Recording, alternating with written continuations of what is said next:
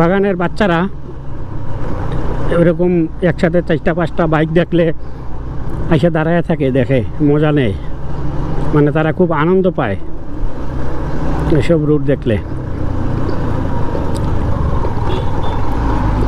আর এখন এই আপনার গল্ফ মাঠটা মানে এত পরিমাণের ভাইরাল হয়েছে যা বলার বাহুল্য, বলার বাহিরে এত পরিমাণ ভাইরাল হয়েছে, এত মানুষ আসে, এত মানুষ কল্পনার বাহিরে, প্রচুর লোকজন।